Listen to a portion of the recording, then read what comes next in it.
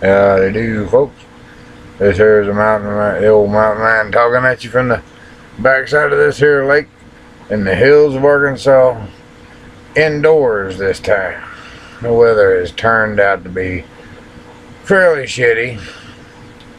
So I'm shooting video inside, and it took me a while to get this webcam set up to where it had a halfway decent image up here. I ended up setting everything back to the defaults. Instead of tinkering with the damn thing like I did a lot of times before, trying to get things right, I just set it to the defaults. Well, as I've said in previous videos, it's been a long time since I shot a video, so yeah, it is. Letting y'all know I'm still alive and kicking. And I have some good news. I was very fortunate here recently, and this does have to do with firearms, and it's always good news with me if it has to do with a firearm and a purchase, you know. But I was fortunate enough to get myself a Ruger Security 6 357 Magnum. Oh yeah, stainless steel, baby, stainless steel. You know, there's just some things in life that come better whenever they're stainless steel. And a firearm is one of them. Now this particular firearm was, and sorry about that, you know, gas happens. Yeah, I'm gonna unload that. Got all the rounds right there. 38 Special plus P and 357 Magnum, 3 of each. And there you see the cylinders unloaded. And you know, as I said in the previous video, if you're going to be cocking back to hammer and such things, you need to safety check your firearms. But I want to show you just one little thing. Now I know Balefire Bonnie. If you don't know Balefire Bonnie yet, then I'll put the link to her channel below.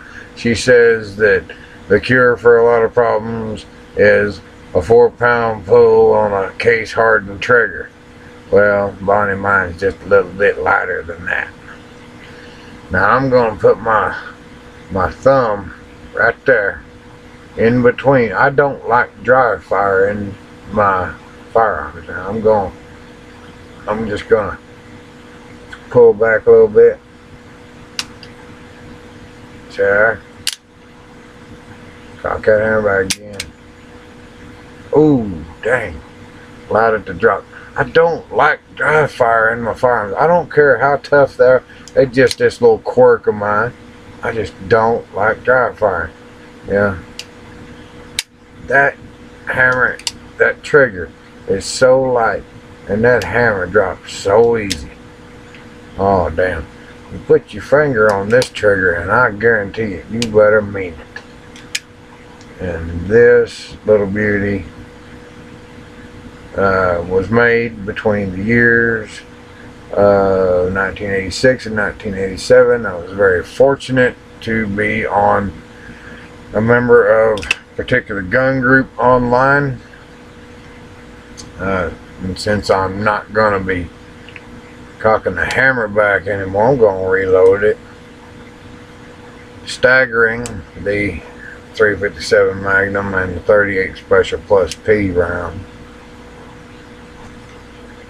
38 Special plus P semi-jacketed hollow point, and 357 Magnum 357 Magnum jacketed, semi-jacketed soft point.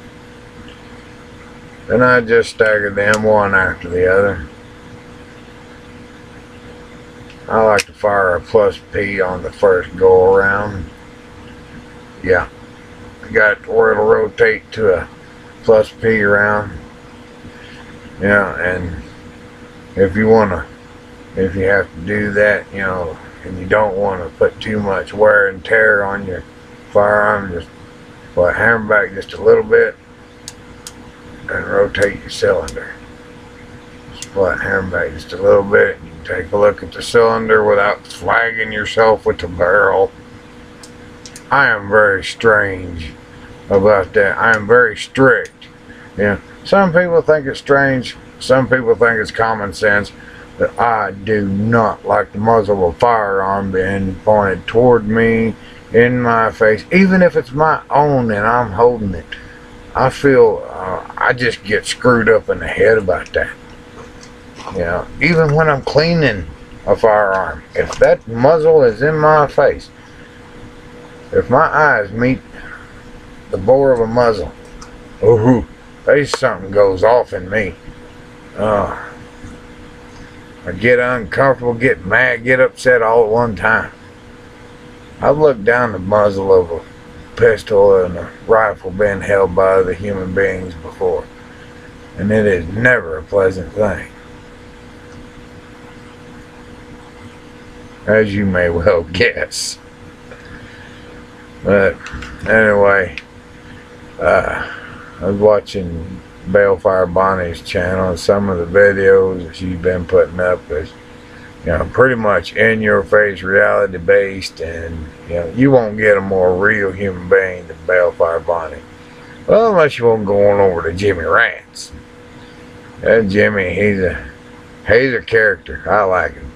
He's some of the things that he puts up there, but you know, they'll get to you sometimes. I've avoided some just because of the titles. You know, this whole lone wolf thing, and all those lone wolf videos. You know, I did comment on one, told a bit of personal history, how I became, well, you know, lone wolf. You know, what the fuck? I'm just alone by choice. Lived in cities, lived in towns, lived around people, and it just didn't suit me. I didn't like it. Yeah, I'm not saying I didn't like people. It just wasn't my thing, living in like an apartment complex or in a neighborhood. It was like living in a damn beehive or something. Especially living in an apartment complex. It was like, you know, you hear noises from upstairs. If you're downstairs, you got people next door. You got people living above you. You hear every damn little knock, and sometimes even people walking across the floor. It's aggravating. But, you know, here I got way off track. But you know how my videos are. I'm never really off track. If you've been subscribed to me for very long, you know me by now. Well, you may not know me personally, but you know my style of videos. There's various subjects combined in all of them, and if you leave in the middle of one or 5 minutes into one, you may miss something. Then again, you may see something you could have done without. Or you might have heard a cuss word or something that upset you or bothered you. Well, if you're subscribed to my channel, you need to know what a MountainMan is. Now, I was talking with my buddy Sonny here the other day, and you know, he's soon to be 75 years old, and he is a MountainMan. The very equivalent of a modern day MountainMan. Man goes to rendezvous out along the Rocky Mountain chain. And the Rocky Mountains are more than just in Colorado. They go through Mexico and all over across the country. Yeah. Pardon me while I get a cup of coffee. Yeah, you know me and my coffee. But anyway, I was talking with Sonny, and I said, you know, living in this day and age, it's difficult to be a mountain man. He says, Bob, you know, the mountain men of their day had, in their day and time, they had the latest, greatest equipment. He said using camp stoves. He said, hell, if they had camp stoves back then for sale, they would have been using camp stoves. If they had 7mm Remington Magnum bolt-action rifles, they would have had 7mm Remington Magnum bolt-action rifles. If they'd have had W.R. Case & Sons Bowie knives for sale back then, they would have had W.R. Case & Sons Bowie knives. If they would have had tents and sleeping bags, you can bet those men would have had tents and sleeping bags. I mean, who really wants to go to all the damn time to build a lean-to or a wiki-up? Setting up a tent's a hell of a lot easier. The sleeping bag's a whole lot easier. You know, just roll it out, climb in it, zip it up. Instead of rolling up your bedroll, tying it up, tying it on a horse. Yeah, it's a little bit easier. Yeah, maybe I went a bit far with the sleeping bag thing. Yeah, not really a whole lot of room for comparison there between that and a bedroll. But setting up a tent sure the hell is a hell of a lot easier. Yeah. And the MountainMan, they led a pretty rough life. And the more comforts and the more things that they could take with them to make life easier, yeah. If the gear, the gear was lightweight, then they could take it along. If they could minimize the amount they took, make it easy on the animals. They didn't carry a whole lot on themselves. Them old hawking rifles, they were heavy. Powder horn, that, it wasn't a whole lot of weight. But I don't care. Hell, I'll take a 100-pound pack, hump that sucker all the way back up in the damn woods 10 miles if I have to. But I like my gear.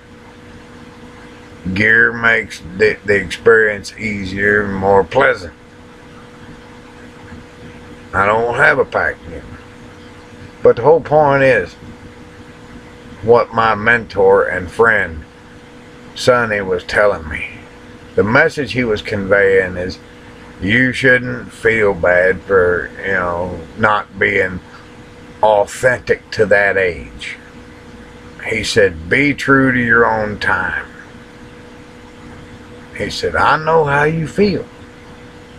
I wished I was born back then and was ate by a grizzly bear and shit off a cliff. He said that it's hell sitting around here just getting old.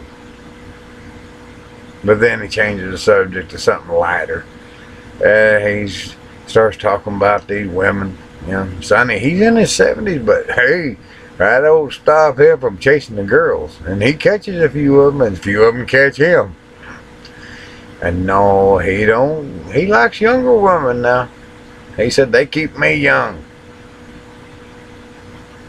He said, you ought to try it sometime. I said, yeah, kind of like women my own age, maybe a little older. He said, that's the thing about you, Bob. You always like the women that were a bit more seasoned.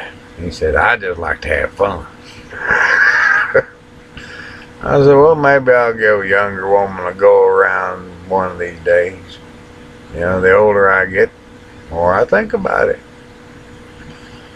The more I think about it, the more it becomes a reality, A thought becomes a consideration, and that consideration becomes something else. You might, think I'm going to change the subject and get off of that whole thing about dating and relationships and such. Having been married twice and divorced twice, and had a few women in my life. I've divorced 2 wives, paid for both divorces, and to some extent, one way or another, still paying for them. Not money-wise, but just think about that crap that I went through with them. Man does his best for somebody, and it goes unappreciated. It's just like scattering seeds on dry ground, you know, or feeding an animal everything. Well, maybe that's a bad analogy, but it's like you just give and give and give and give and give until there's nothing more to give, until your heart, mind, and soul are so stressed that, and it's like you never can do anything right. But I suppose I just went the wrong ones. You know, this life is something else. They say life is what you make it. Life is what you make it. Some people say life's a bitch and then you die. Yeah, I feel sorry for those people. Life is what you make it, and here is the whole thing. I did not like my life the way things was, so I changed it. It took, and I didn't do it overnight. It took years. Oh yeah, it took years. Weeks, days, months, years. Careful planning and waiting and even reaching out to other people for help. Yeah, other people for help. There ain't nothing wrong with it. You know, there's a difference, and there's these words that we use: help and assistance. Lend a hand, helping hand. Hand out, hand up. It's all intertwined. It's all basically the same concept, just different words. And it's strange how those words and how you phrase them and put them together. It's strange how it affects a person's reaction. How you shoot a video. How you word things. You see me backpedaling and say, well, maybe that wasn't such a good analogy. Maybe I, shouldn't have said that. Could be. I was watching a video by Jeray Lynn a while ago. Whoa, that girl is high speed. I gotta watch her videos probably 2-3 times over to, kind of absorb everything. I'm sort of low drag, and she's high speed, and I'm kind of, well, I love that Jeray Lynn. She is an awesome woman. She is an awesome woman. Her husband's a lucky man. Lucky, blessed, however you want to put it. But I've gotten to know Jeray Lynn through her videos a little bit here and there. And, we really don't know these YouTube personalities. Like, you don't know me for real in real life every day, how I interact with other people, unless you see me interacting with other people. I try to be friendly and polite. Like going to town. I went to town yesterday. Yeah, this is the second. Went to town yesterday. Got me some cologne. Got myself 2 of them Stetson gift boxes. Well, I got one of them sitting right here. By the way, I'm sitting on my bed.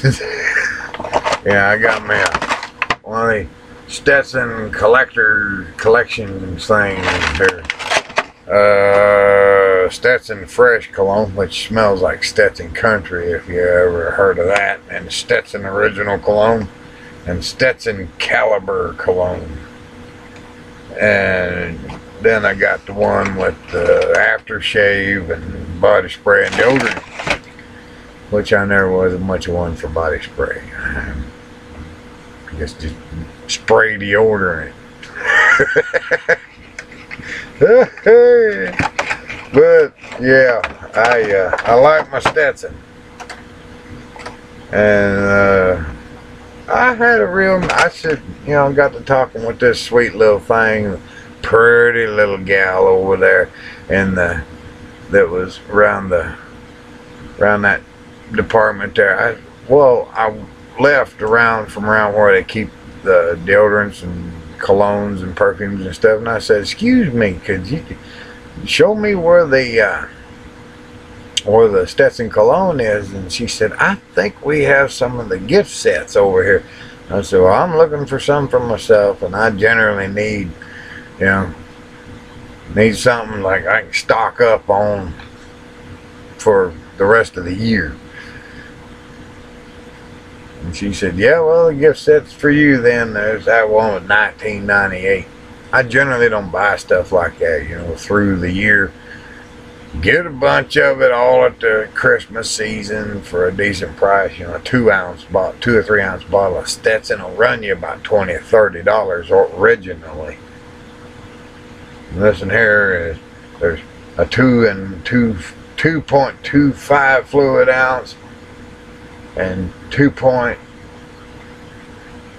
ounce bottle, 2.25, and then 1.75 ounce, and then that other one was a 3 ounce bottle.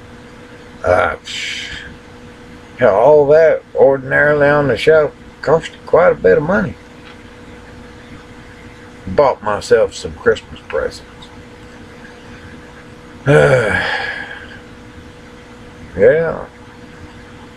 Well, folks, yeah, how we're running up on 22 minutes nearly.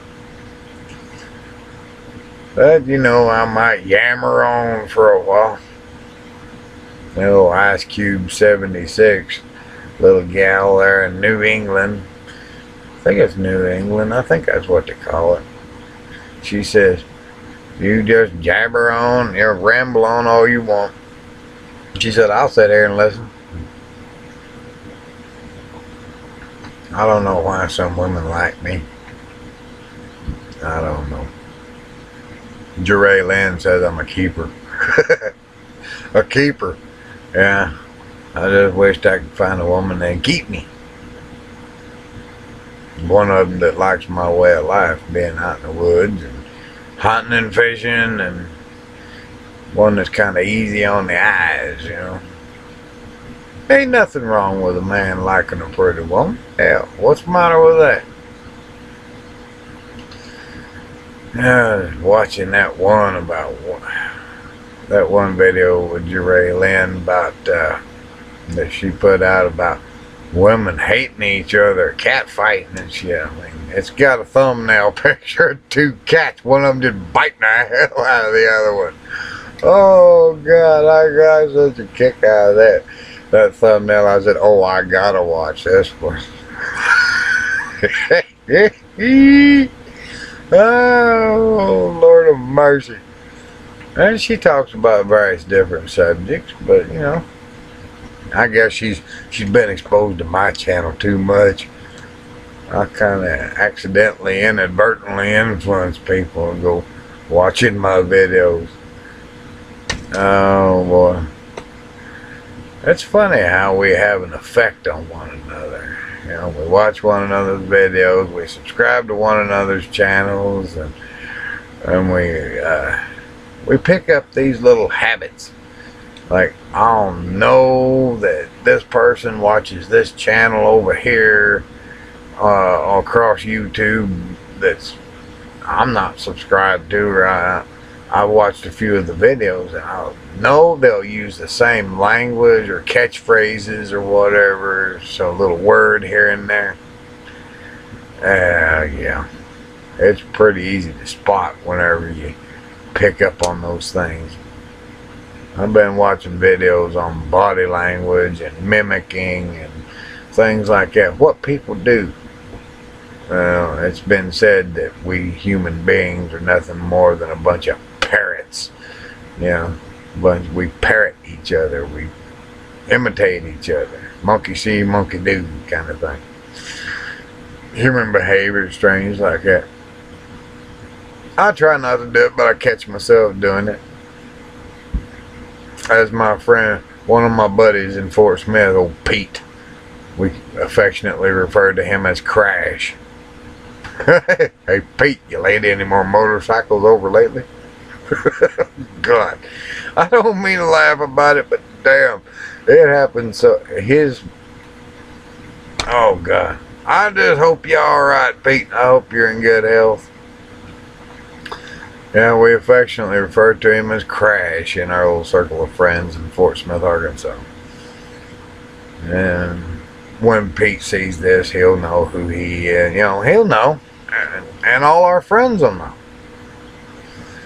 that I mentioned Pete in a video. Gave him a shout out. Yeah, no last name, just a nickname. And that right there sets the whole tone. Seen Jeremy, one of my buddies over there in Fort Smith. He's working, helping others.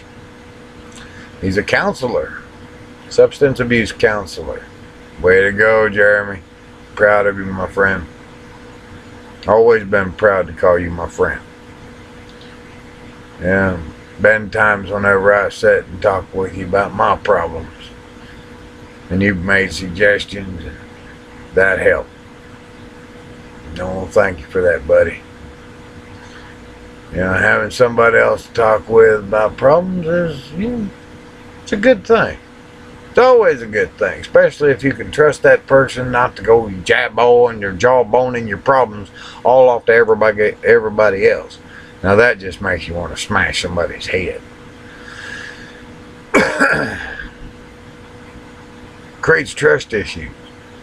And I know I could always trust Jeremy or Pete or Gail or Jim and these people all know who they are. Yeah, like I said, no last name. And I have a wonderful circle of friends in Fort Smith. You know, Mark P comes to mind. Now I say Mark P because I know more than one Mark. In fact, I know more than one Jim. There's Big Jim, and then there's Jim that moved from Fort Smith to Colorado. And then there's, I think that's about it in the line of Jims. The only other Jim that I know was a fella that's passed away. He was sort of a dumbass. Jumped from one hay truck to another, or hay trailer to another, showing off out in the hayfield. Head got caught under the wheel, and he ended up at the ripe old age of his like 28 in the damn nursing home, being fed and diapered. Yeah, he wasn't too damn smart, and he really don't deserve no recognition for being in my life. I was ashamed to know him. Comes to mind, him and his mama did come to see me whenever I got my eye shot when I was 11 years old. But his mother brought him over there to show him what could happen, as an example of carelessness with a BB gun. You know, this right eye. Yeah. Shot to hell. The pupil is permanently dilated. I'm marked for life. You'll know me if you ever meet me. Because that eye, that pupil is permanently dilated, blowed out there real big, and that eye just kind of creeps off out there. When I make eye contact with you in the conversation, that eye will creep out there. You'll know me if you ever see me. Been thinking about making a patch for that eye. Well, shoot. 28 minutes and 40 seconds. Well, here we are, folks. Another long-winded jaw-boning session with the MountainMan. A monologue, as the main prepper refers to it. And that is a very accurate description, monologue. Because I'm sitting here in my home talking to you. Talking at you, as I say. And I mean that in a entertaining kind of way, you know, just talking at you from the backside of this here lake in the hills of Arkansas. I don't really mean nothing by talking at you. You know, I used to tell people, quit talking at me and talk to me, or talk with me. Damn you. So don't talk at me. I kind of took that, turned it around. That's part of my little intro, you know. That's a monologue. I'm the only one speaking, and I'll talk back with you in the comments. I never talk to anybody, because when you're talking to someone, you're either giving them instructions, or you're giving them orders, or you're telling them something in an authoritative alpha male or alpha female kind of way, whatever your gender may be.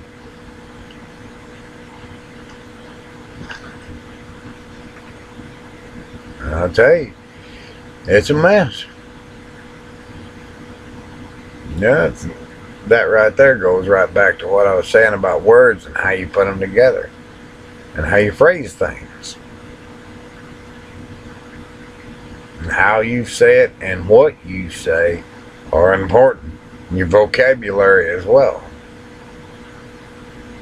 I have quite an extensive vocabulary, and I am an extremely intelligent man, according to some people. You know, even though I'm a dropout, I quit the indoctrination bullshit long time ago. I told them people to go get screwed. I had nothing. There was nothing in their school that I wanted to learn. Hell, I held a C average in woodworking. I was working with my hands, with cedar wood, pine, and oak. Making me a cigarette. Got my tobacco in a little glass jar. A little bit smaller than what I usually keep, but I needed to downsize on that. And I made an A. 1A in the whole damn time I went to school. Guess what that was in? Native American art. Hell, a B average in Native American art made 1A in there. Hell, a C average in woodworking. I'm good with my hands. I'm good with things that I like. Science, not math. Unless it's got to do with money, then I have to be good at math. That part. I ain't really adding and subtracting is all you need. But then again, the business aspect has to do with sales tax and this and that and another.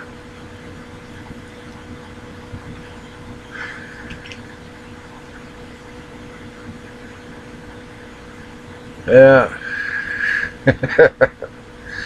Yeah, I love herbal medicine and animals and hunting and fishing and taking care of things and people and places and things. And maybe I'll do a little bit more about me exclusively in a video one of these days. I did on my other channel, told about my growing up and such. And there was an old man over in Van Buren, Arkansas that was my biological father. He left out when I was 7 years old, and he was a preacher for the last 25, 26 years of his life, but he was always big into the Bible. If you've made it with me this far, you're going to learn something. I look just like him. Exactly like him. I'm a carbon copy. And people mistake me for him. I've had people on the street say, "Hey, Bob." I said, "Well, hell, I don't know you. Who the fuck are you?" "So aren't you Bob such and such a preacher?" I said, "Hell no, I ain't no damn preacher. You out of your fucking mind?" "So I don't know you." "Oh, went to your church where you preached?" I said, "No, you didn't." "So I ain't never been to pulpit in my life." "Yeah, you're damn mind. You're talking about that old man that's buried up there in Lock Cemetery up in Mountainburg, Arkansas. That's who you're talking about. I don't know you. I'm his son." Old man was always big on the Bible, especially that spare the rod and spoil the child thing beat the goddamn hell out of me when I was a kid for anything. Anything. I swore to God I'd never treat a child the way he treated me. I was a stepfather once. I treated my kids real good. Spankings or, you know, corporal punishment, let's say. Applying the spanking to their little asses was only used in certain circumstances. Most of the time it was standing them in the corner or making them clean up the yard or pick up the house, you know, clean up around the house or something. I always tried to resort to something else before I picked up the dang belt or my hand, or use my hand to spank them.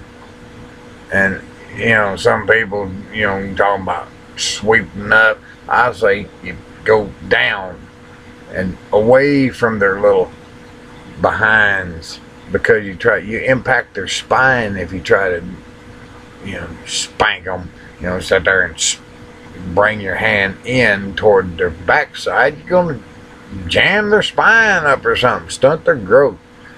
Don't be doing that. You know, you can sweep down and spank their little buns. And yeah, it's, oh my Lord. It's a sensitive subject with me because, yes, my dad did abuse me as a child. I mean, today, if a man treated a child that way today, oh my God, he would be under the jail. The kids would be in the DHS custody, and the mama would be sitting there wondering what just happened.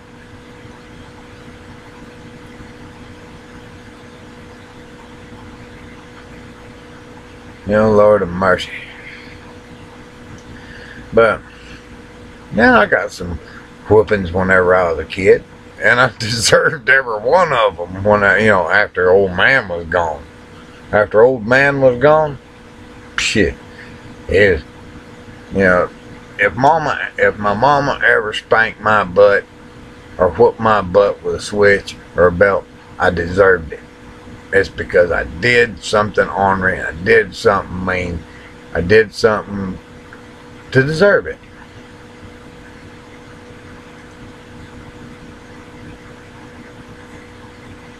You know, 9 days out of 10, I didn't get no whooping. Then again, Mom didn't know everything I did either. But, yeah. My mom always said that I did things out in the wide open. You know, that's because I didn't give a shit 9 days out of 10.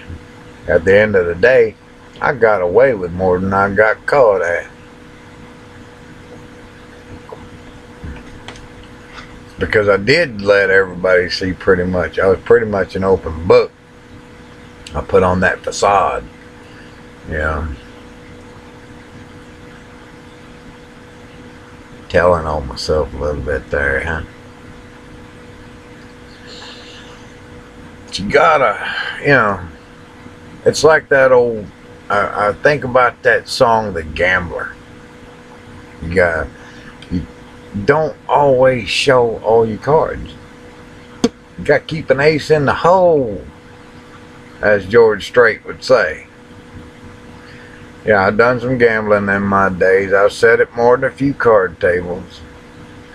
And I've learned to read their faces and their eyes as they looked at the cards. Oh yeah. I studied people. Studied them like books. Studied them like I studied the animals. I know what another human being's feeling before they even know. It's kind of hard to interpret some people sometimes, because if they're aware of how you are and that you're reading them, they'll try to mask it or hide it.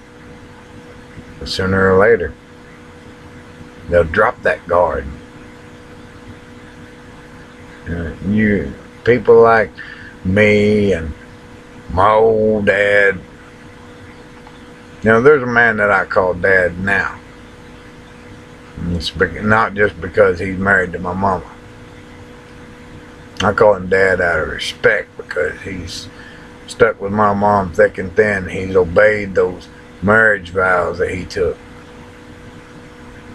He stuck by those promises to love and honor and cherish. Forsaking all others, remain faithful. For better, for worse, for richer, for poorer, in sickness and health, all of that. He has stuck by those promises. That's the kind of man I tried to be whenever I was married.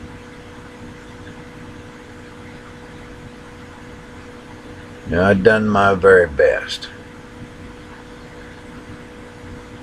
And it was never really appreciated. And so I filed for those divorces, and I left those women each in their turn. This video has gotten very personal.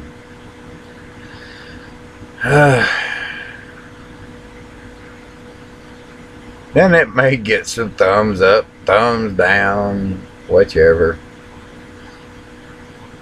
All in all, it really doesn't matter about the thumbs down. You know, I've learned in life that some people are going to like you and some people ain't. And it's the ones that do that matter. Because the ones that don't, I mean, really. Chances are you'll never meet them, and if you do, they ain't got the damn balls, courage, nerve, tits, or what the hell else ever to bow up and say anything to you. Because they know that you'll put them in their place.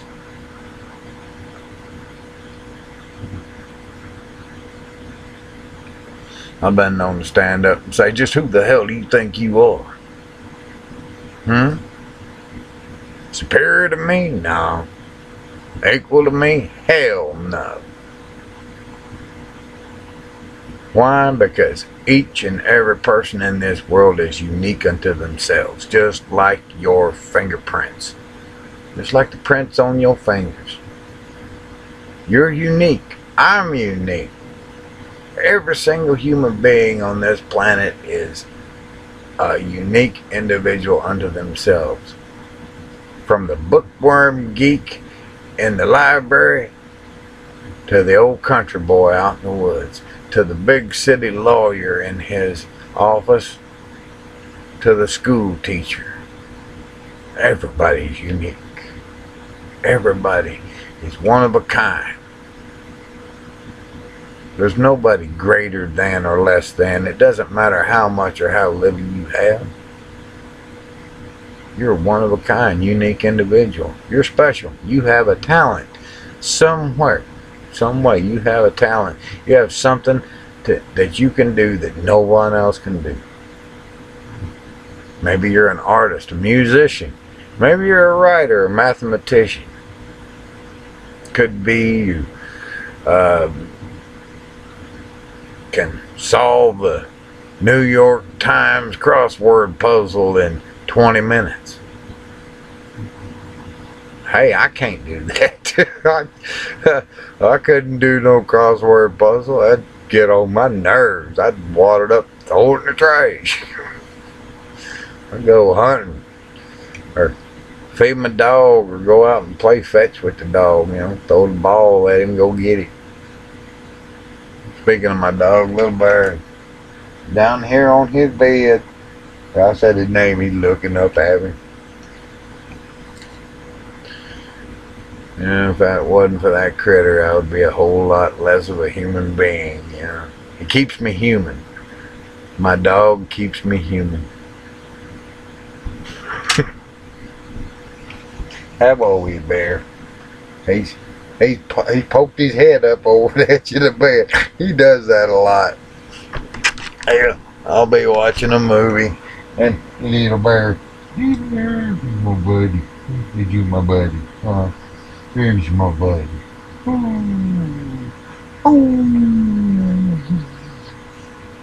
you doing, Bubba?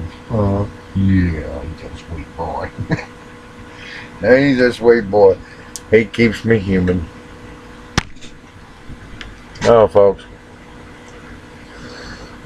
I'm gonna end this video here, since we're a little past 45 minutes.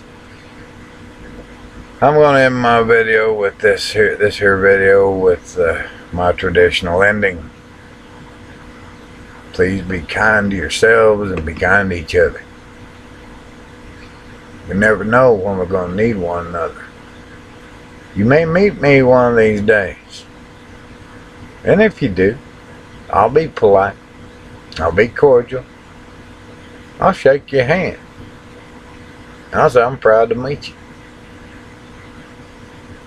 You take care now. When you look at that other person out there on the street, think twice before you just pass on by.